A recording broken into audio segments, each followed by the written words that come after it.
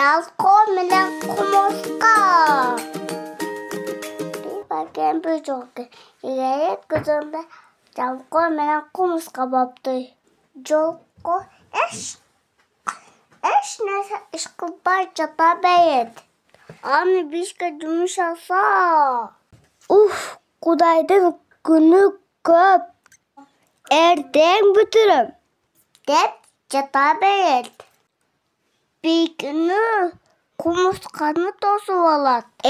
Кумурска, эмнеге башың чоң? Başımda akıl var. Эмнеге белиң ичке? Көп иштеп, аз жейм. Буттарың неге тартагай? Тынбай иштеп, эмгек кылам. Күн менен, өмүр менен жарашам.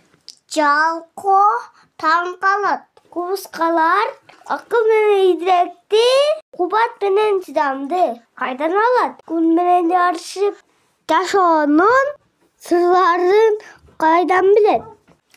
Жалко кумурсканы көп издеди. Кумурскабай, сени издей берип аябай чарчадым.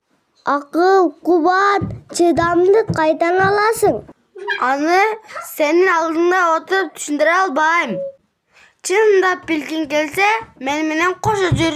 Кумурска айбек чөптү тааныштырат.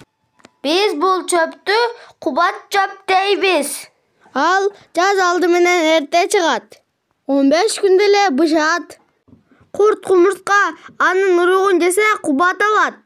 Ал эми бул чөптү жыпар чөп дейбиз. Бул болсо сүт чөп. Анын уругу жумшак жана даамдуу. Бул калдайган жапыракты соргок дейбиз. Себеби сууга тойбойт. Соргоктон суусун калтырабыз. Эми мына булар жөнүндө айтсам. Бул тамак чөп. Мунусу кышкы чөп. Тиги мээр чөп. Чөптөрдү пайдаланып, жалкоону таштады. Эмгекчил болду. Башына акыл толду. Белине кубат толду. Достой! Айдайым иш кылып жүрөлү.